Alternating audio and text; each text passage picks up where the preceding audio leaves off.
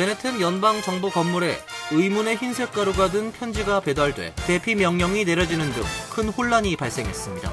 해당 건물은 최근 열악한 환경으로 논란이 된 불법 이민자 구금시설이 있는 곳입니다. 수도 워싱턴 DC 시내를 주행하는 장갑차 행렬을 향해 거수 격렬하는 한인의 영상이 큰 주목을 받고 있습니다. 트럼프 대통령 지지층은 감동적인 장면이라며 해당 영상을 공유하고 있습니다. 뉴욕주 검찰이 온라인 송금 서비스 젤 업체를 제소했습니다. 검찰은 고객 계좌 관리 소홀과 보안 수준 미비로 사기꾼들의 주요 타깃이 되고 있다고 밝혔습니다. 뉴욕시 의회가 맨해튼 미드타운에 10,000개 이상의 신규 주택을 공급하기 위한 첫걸음을 내디뎠습니다. 가먼트 지구, 첼시, 플랫 아이언 일대는 앞으로 대규모 주거 지역으로 바뀌게 됩니다. 뉴욕시에서 또다시 레지오넬라 바이러스 감염으로 인한 사망자가 나왔습니다.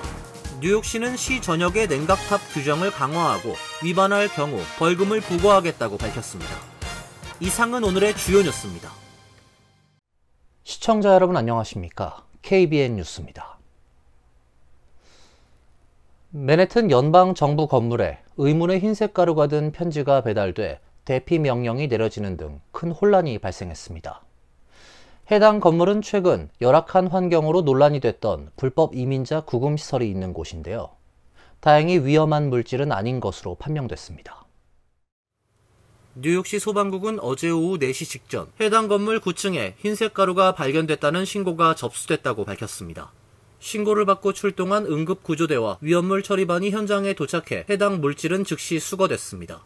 FBI는 대량 살상 무기 및 위험물 대응팀이 현장에 즉시 출동했으며 표준 절차에 따라 건물에 있던 인원들에겐 대피 명령이 내려졌다고 밝혔습니다.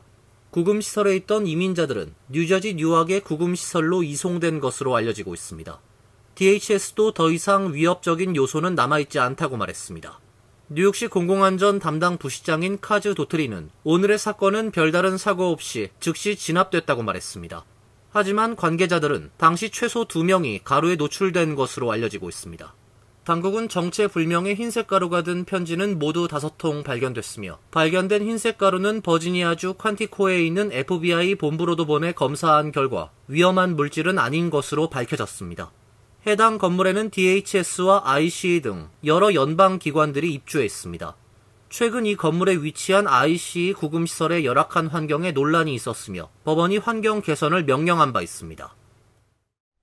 수도 워싱턴 DC 시내를 주행하는 장갑차 행렬을 향해 거수 격렬하는 한인의 영상이 큰 주목을 받고 있습니다. 트럼프 대통령 지지층은 감동적인 장면이라며 해당 영상을 공유하고 있습니다. 독립 언론인 프리덤 뉴스 TV는 트럼프 대통령 지시에 따라 워싱턴 DC에서 주 방위군의 시내 배치가 시작된 지난 12일 워싱턴 기념탑 인근에서 군인들을 태운 장갑차가 연이어 지나가는 순간을 촬영해 공개했습니다. 영상은 자전거와 함께 길가에 멈춘 노인이 장갑차 행렬을 향해 거수 격리하는 모습을 10여 초간 비췄습니다. 지나가던 시민이 국가를 위해 봉사하는 군인들에게 경의를 표하는 장면입니다. 그런데 노인의 자전거에는 성조기가 아니라 태극기가 달려 있었고 자전거 뒤편엔 대통령, 박근혜란 한글 문구도 영상을 통해 확인됩니다. 따라서 영상의 주인공은 한인으로 추정됩니다. 영상이 공개되면서 큰 호응을 얻고 있습니다. SNS X에서 100만 명이 넘는 구독자를 보유한 마가 보이스 채널은 지난 12일 밤 눈물이 난다. 이 애국자는 워싱턴 기념탑 앞에서 주 방위군에게 거수 격려를 하고 있다. 소름이 돋는다며 이 영상을 공유했습니다. 마가 보이스 외에도 여러 보수 성향 채널들이 해당 영상이나 경례 사진을 공유하고 있습니다. 영상은 트럼프 대통령의 워싱턴 DC 군부대 투입 결정에 긍정적인 여론을 결집하는 역할을 하고 있는 것으로 보입니다. 도널드 트럼프 행정부가 수도 워싱턴 DC의 경찰 지휘권을 접수했습니다. 하지만 워싱턴 DC 바우저 시장은 강하게 반발하고 나서 경찰 지휘권을 두고 연방 정부와의 갈등이 이어질 전망입니다. 펜 본디 법무장관은 어제 테리 콜 DEA 국장을 워싱턴 DC 경찰청을 지휘하는 비상경찰청장으로 임명했습니다. 그동안 워싱턴 DC 경찰청은 민주당 소속 뮤리얼 바우저 시장이 임명한 파멜라 스미스 청장이 이끌었지만 이제부턴 연방 정부가 직접 워싱턴 DC 경찰을 통제하겠다는 것입니다. 본디 장관은 향후 워싱턴 DC 경찰청의 모든 법 집행은 콜 국장의 승인을 받아야 한다고 밝혔습니다. 또 워싱턴 DC 경찰청의 이민자 단속 제한 정책을 폐지한다고 선포했습니다. 워싱턴 DC 경찰은 민주당 시장의 방침에 따라 연방정부 산하 기관이 체류 자격과 관련해 이민자를 체포하는 것에 협조하지 않았지만 향후 연방정부의 지침에 따라 법 집행에 나서야 한다는 것입니다. 하지만 바우저 시장은 본디 장관의 비상경찰청장 임명을 불법으로 규정하면서 불복을 시사했습니다. 바우저 시장은 성명에서 트럼프 대통령이 이번 조치에 적용한 연방법인 워싱턴 DC 자치법을 거론, 법에 워싱턴 DC의 권한을 연방 공무원에게 양도하는 것을 뒷받침하는 조항은 없다고 주장했습니다. 브라이언 슈알브 워싱턴 DC 법무장관도 어제 오후 스미스 청장에게 보낸 편지에서 본디의 명령은 불법이며 법적으로 따를 의무가 없다면서 당신 외 그 어떤 공무원도 경찰청장의 모든 권한과 의무를 행사할 수 없다고 주장했습니다. 한편 전날 워싱턴 DC 시내 유흥 지역에선 대대적인 검문이 시행돼 주민들이 반발했습니다. 백악관에 따르면 전날 밤 45명이 체포됐고 이 중 29명은 불법 체류 혐의입니다. 뉴욕주 검찰이 온라인 송금 서비스 젤 업체를 제소했습니다. 검찰은 고객 계좌 관리 소홀과 보안 수준 미비로 사기꾼들의 주요 타깃이 되고 있지만 아무런 대책 없는 상태라며 피해자들에 대한 손해배상을 청구한다는 방침입니다. 뉴욕주 검찰은 13일 젤 송금 서비스 업체인 EWS는 2017년부터 23년까지 젤 이용자들의 사기 피해액 규모가 10억 달러에 달하는데도 불구하고 고객관리 보안 강화에 소홀했다며 소송을 제기했다고 밝혔습니다. 젤은 출시 당시부터 미국 내 은행 계좌 소유자들을 대상으로 휴대전화번호 또는 이메일 주소를 이용한 간단한 가입 절차를 내세우며 적극적인 고객 유치에 나섰습니다. 그러나 젤은 간단한 가입 절차에 비해 보안 수준이 미비해 사기꾼들의 주요 타깃이 되었습니다. 사기꾼들은 은행이나 관공서 기관을 사칭해 은행 계좌 소유자들에게 허위 송금을 요구했습니다. 하지만 젤 측은 고객들에게 사기꾼들에게 속아 송금한 금액들에 대해 아무런 책임도 지지 않았습니다. 주 검찰은 조사 결과 젤이 이 같은 사기 행각을 인지하고 있었음에도 불구하고 대책을 마련하지 않았다고 밝혔습니다. 젤은 서비스 출시 당시 사기 피해 신고 규정을 마련하지 않았으며 사기 계정들의 이용 금지 대책 마련에도 소홀했기 때문에 더 많은 피해자가 발생했다는 것이 주 검찰의 판단입니다. 주 검찰은 이번 소송을 통해 젤 송금 서비스에 대한 보다 강화된 사기 예방 시스템 구축과 피해자들에 대한 손해배상을 청구한다는 방침입니다. 게빈 뉴섬 캘리포니아 주지사가 연방 하원 선거구를 민주당에 유리하도록 조정할 것이라고 선언했습니다. 텍사스주가 공화당에 유리하게 선거구를 개편하려고 시도하는 데 대한 대응하는 차원입니다. 정치 전문 매체 폴리티코는 어제 캘리포니아 뉴섬 주지사가 공화당 하원 의원 약 5명을 축출할 수 있는 게리맨더링을 추진하고 있다고 보도했습니다. 게리맨더링은 특정 정당이나 후보자에 유리하도록 선거구를 조정하는 행위입니다. 뉴섬 주지사는 텍사스의 게리맨더링 시도에 대항하는 차원이라며 불엔 불로 맞서야 한다고 강조했습니다. 지난달 30일 공화당이 우세한 텍사스 주의회는 게리맨더링을 실시하겠다고 선언했습니다. 트럼프 대통령이 내년 중간선거에서 연방 하원 의회 의석을 더 확보할 수 있도록 선거구를 조정하라고 지시했기 때문입니다. 공화당은 민주당 투표율이 높은 지역은 선거구를 합치고 공화당 지지세가 강한 지역은 선거구를 분리하는 개편안을 제시했습니다. 지난 4일 주의회에서 이에 대한 표결이 예정돼 있었지만 민주당 의원들은 단체로 텍사스를 떠나버렸고 정족수 부족으로 투표는 무산됐습니다. 뉴섬 주지사는 텍사스가 게리맨더링으로 공화당 연방 하원 의원 5명을 더 배출한다면 캘리포니아도 같은 방법으로 민주당 의원을 5명 더 당선시키겠다는 것입니다. 다만 뉴섬 주지사가 선거구 개편에 성공할 수 있을지는 불확실합니다. 주의회가 선거구를 조정할 수 있는 텍사스와 달리 캘리포니아는 주의회 승인과 더불어 주민투표 과정을 거쳐야 합니다. 폴리티코는 주민투표 통과는 불확실하다며 민주당 자체 조사에선 선거구 개편에 찬성하는 쪽이 근소하게 높았다고 짚었습니다. 하버드대가 정부의 압박에 굴복해 거액을 지급할 조짐이 보이자 동문과 교직원, 시민사회 등이 반발하고 나섰습니다. 하버드대 동문 모임 크림슨 커리지는 어제 앨런 가버 하버드대 총장과 대학 이사회 등을 수신인으로 한 공개 서한에서 우린 촉구한다, 항복하지 말라고 밝혔다고 뉴욕타임스가 보도했습니다. 이들은 서한에서 트럼프 정부와의 합의는 위법적으로 대학의 자율성을 포기하는 것이라며 합의는 하버드 공동체와 모든 고등교육에 걸쳐 냉혹한 결과를 낳을 것이라고 경고했습니다. 이어 다른 대학들이 정부와 합의한 사례를 거론하면서 위험한 항복이다, 미국 고등교육의 기반을 침식시킬 위험이 있다고 비판하고 이런 대학들이 하버드대나 다른 고등교육 기관의 방향을 이끌 선례가 돼서는 안 된다고 강조했습니다. 이 서한엔 하버드대 졸업생과 학생, 교수진, 일반 대중 등 14,000명이 서명했습니다. 트럼프 정부는 올 초 2기 출범 이후 유대인 차별을 방지해 유대인 학생 보호를 소홀히 했다는 등의 구실로 아이비리그 명문대를 포함한 60개 대학 등에 대해 재정 압박을 강화하고 있습니다. 대학으로 가던 연방 지원금을 동결하면서 거액의 벌금을 부과하고 이 벌금을 내면 동결을 해제해주는 식입니다. 일부 대학은 이미 정부와 합의했습니다.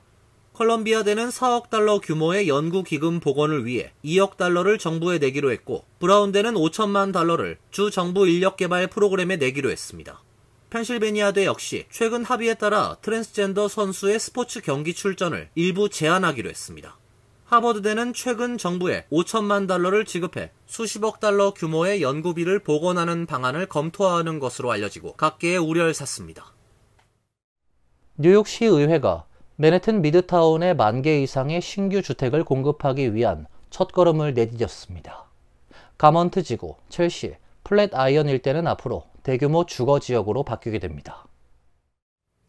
뉴욕시 의회는 어제 본회의를 열고 맨해튼 미드타운 사우스 복합 용도 계획을 만장일치로 승인했습니다.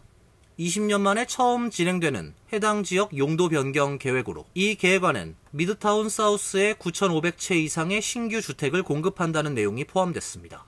따라서 맨해튼 가먼트 지구, 첼시, 플랫아이언 일대는 앞으로 대규모 주거지역으로 바뀌게 될 전망입니다.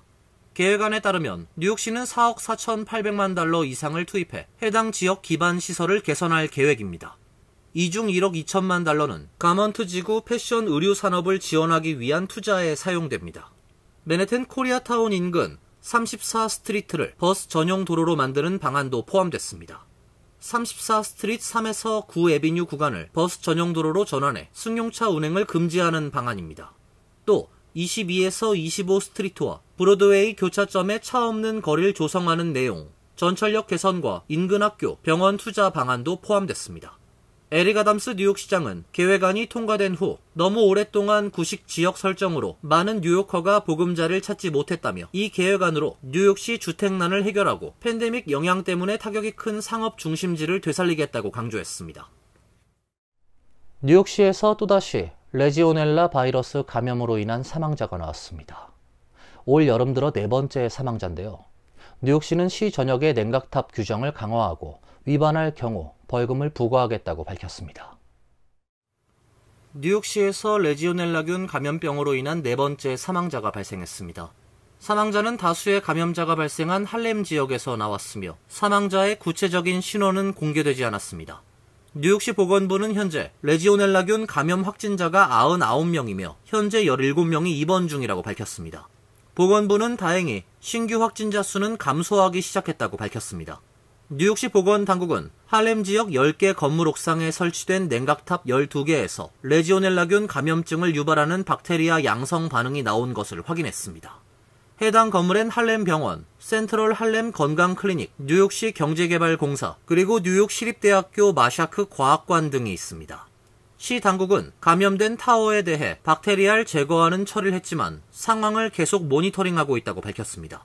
보건당국은 나머지 1개 냉각탑도 오늘 중에 작업을 마무리하겠다고 밝혔습니다. 뉴욕시는 시 전역 냉각탑에 대해 규정을 더욱 강화하고 시험 및 보고 요건을 지키지 않은 경우 벌금을 부과하겠다고 밝혔습니다. 이어서 간추린 소식입니다. 광복절인 15일 대중교통 폭탄 테러를 예고하는 메일이 주미 한국 대사관에 전송돼 경찰이 수사에 착수했습니다. 경찰에 따르면 어제 오전 5시 34분께 워싱턴 DC에 있는 주미 한국 대사관은 이런 내용이 담긴 협박 메일을 받은 뒤 경찰에 신고했습니다. 메일엔 8월 15일 15시 34분에 한국 도시지역 대중교통의 고성능 폭탄을 터뜨리겠다는 내용이 담겼습니다. 장소는 특정되지 않았습니다. 경찰은 대중교통에 대한 연계 순찰을 강화하는 한편 메일 발신자를 추적하는 등 수사에 나섰습니다. 경찰 관계자는 국민적 불안감 해소를 위해 연계 순찰을 강화하고 경찰 특공대가 지원 태세를 유지하며 만일의 사태에 대비하고 있다고 밝혔습니다. 광복 80주년을 맞아 타임스스퀘어 전광판에 한국의 독립운동과 순국선열을 알리는 영상이 상영됩니다. 뉴욕 한인회 충남 콘텐츠 진흥원에 따르면 오늘 오후 8시부터 1시간 동안 맨해튼 타임스스퀘어의 아메리칸 이글 매장 위 대형 LED 전광판에서 순국선열의 기억을 만나다를 주제로 한국의 독립운동을 알리는 영상을 상영합니다. 유해경 한국유관순 기념사업회 회장이 소장하던 유 열사의 미공개 가족 사진과 유 열사의 오빠인 유우석 지사의 증명사진을 AI 기술로 재구성한 사진도 이번 영상에 포함돼 함께 공개됩니다. 이번 행사는 충남 콘텐츠 진흥원이 한국 콘텐츠 진흥원의 지원을 받아 추진하는 지역 특화 콘텐츠 개발 지원 사업의 하나로 준비됐습니다. 캘리포니아주 몬로비아시 경찰에 따르면 어제 오전 10시 직전 마운틴 애비뉴에 위치한 홈디포 매장에서 IC 요원들이 단속작전을 펼치자 한 남성이 에버그린 애비뉴를 건너 동쪽 방면 210번 프리웨이 차선으로 진입했고 그곳에서 차량에 치였습니다. 남성은 인근 병원으로 옮겨졌으나 결국 사망했습니다. 몬로비아시는 지역 사회가 더 많은 정보를 원한다는 것을 이해하지만 현재 시가 제공할 수 있는 정보는 여기까지라며 현재 몬로비아에서 진행 중인 IC 활동은 없으며 IC로부터 어떤 공식적인 통보도 받지 못했다고 덧붙였습니다. 펜실베니아주 첼트넘 경찰에 따르면 지난 화요일 오전 10시 30분경 H마트 앞에 정차된 현금 수송 차량에 AK 소총과 권총으로 무장한 두 남성이 접근해 차량에 있던 기사를 위협하고 현금 약 80만 달러를 훔쳐 도주했습니다. 용의자들은 검은색 아큐라 차량을 타고 필라델피아 서쪽으로 달아났으며 얼마 지나지 않아 버려진 도주 차량은 필라델피아의 페어마운트 파크에서 발견됐습니다. 첼트넘 경찰은 이번 사건은 최근 발생한 너댓 건의 강도 사건과 연관된 것으로 보인다며 AK 소총은 결코 가볍게 볼 수 있는 무기가 아니며 매우 위험한 상황이라고 경고했습니다. 환율과 증권 소식입니다.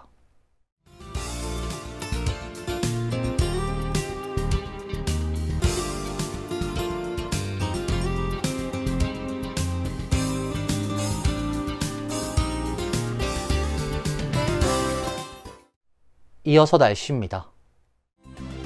내일은 대체로 맑은 날씨가 예상됩니다. 낮 최고 기온 82도, 섭씨 28도, 밤 최저 기온은 71도, 섭씨 22도로 예상됩니다. 일요일은 무더운 날씨가 되겠습니다. 오후엔 소나기도 예보돼 있습니다. 월요일은 대체로 맑은 날씨가 예상됩니다. 다음 주는 낮 기온이 70도대 후반에 머물러 큰 더위는 없을 것으로 예상됩니다. 이상으로 KBN 뉴스를 마칩니다. KBN과 함께 즐거운 시간 되시길 바랍니다. 동부 최대 한인방송 KBN이 제작하는 KBN 뉴스는 웹사이트 mykbn.com 그리고 유튜브와 페이스북에서 다시 보실 수 있습니다. 좋아요, 구독, 알림 설정은 뉴스 제작에 큰 도움이 됩니다.